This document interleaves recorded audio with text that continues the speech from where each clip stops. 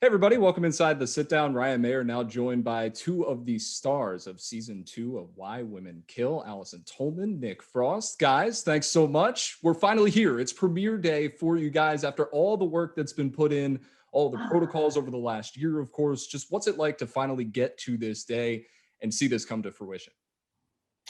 I'm really pleased. I mean, it hasn't been that long since we finished. I've only been home for like 4 weeks. So to suddenly it's now being on TV and we're doing press for it, I'm thrilled. You know, it's often you do a show and then you just kind of sit on it for a year and you forget you did it. So this is Yeah. great for me. It was a pretty quick turnover because we just finished shooting about a month ago, 5 weeks ago. But it's so exciting. I was so excited for people to finally see the thing that we've been working on since October.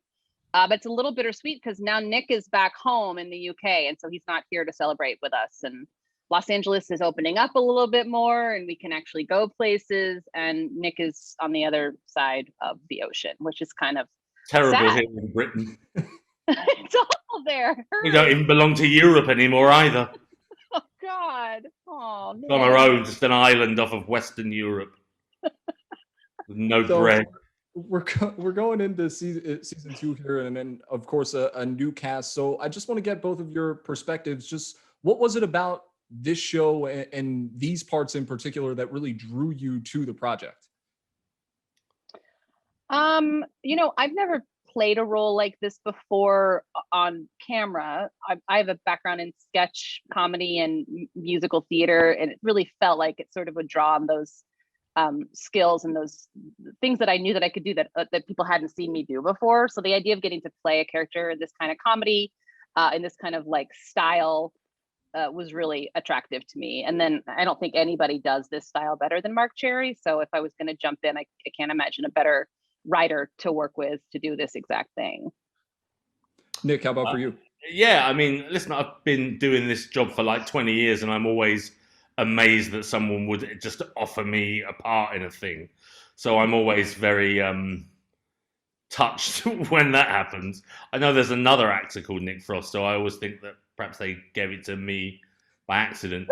I went with it, and when I was here, it was too late for them to Yeah. rescind the offer. I love the role of Bertram. You know, he's a really lovely person with an awfully dark secret, and I think I kind of knew what that felt like. So I thought, yeah, I'm absolutely going to do it. And I got to work with the woman that did Fargo, the TV show, not the film. Yeah, thank you for clarifying. I like when you keep me humble. That's good. Nick, you mentioned the dark side there of Bertram, and of course, joking a little bit about knowing what that's like and I bringing wasn't. that to the character. But personally, for you, just what were some of those connection points? Because anytime you take a role, you're looking for what you can bring from yourself to that character. What was it for you?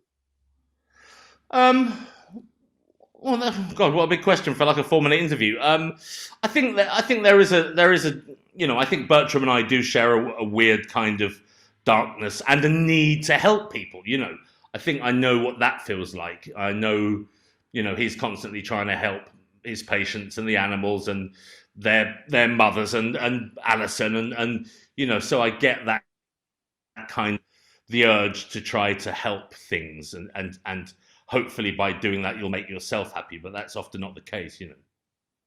And Allison, for you, with this character in Alma, just Mhm. what can people expect from her during the course of this season? What did you like about this particular character that made you want to jump in? I really enjoyed. There's something about doing a limited series and knowing exactly what the arc of your character is going to be, where they're going to start and where they're going to finish up. I didn't know exactly how we were going to get there. I didn't know what the scripts were going to be or the storylines or the jokes, but I knew when I took the project that Alma was going to start in one place and end up in a different place. And I was really interested in building that arc with her and seeing how she went from a woman who feels like she has no agency and no control over her life to a woman who has like gained a little bit of power, and how we connected those dots. And I could never have predicted how much fun it was going to be to connect those dots. I really, really cannot wait to see and have other people see the work that happens in the second half of the season, because it starts to get really, really fun.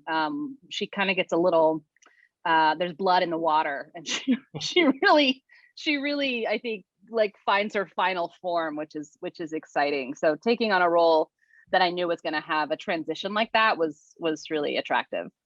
And that kind of lends itself to my next question for you, which was, what were maybe some of the favorite moments that you had with the character over the course of this series? Obviously, without giving too much away of upcoming episodes, but what were just some of those favorite moments? I think personally for me, any cold night you get to spend in a lake, that's good for me. It's always a weird thing when you see on the call sheet it says characters will be in cold lake for most of night. Yeah. Well, how much is that? But no, it was Allison and I, and we spent maybe like 4 hours in a very cold lake up in the mountains. Yeah. It was good. In the end, they had to try. We wouldn't stop, so like everyone had to stay and say, "You've done enough. You've done enough." And they made us stop working at like 4 a.m. It was kind of amazing. I really loved it. We were leaving as the other filming crew was pulling in to start shooting for the next day. Is what we were doing. That was definitely one of the most memorable filming experiences of my life. We do have a scene that happens in a lake that is in real life very cold, but in the film, I guess kind of cold. I don't know. But that was definitely one of the more memorable shooting days of ever that I've ever had. It was hard, but I was glad we were together, but it was hard. Yes. The final question that I have for you guys, with this being the day of the premiere and the opportunity for audiences to get to see the first couple of episodes here from you guys, just what can these audiences that maybe watch season 1 expect, or a new audience, what can they expect coming in to this show? I think people who watch the first season are going to fall right in line and really be delighted by this one.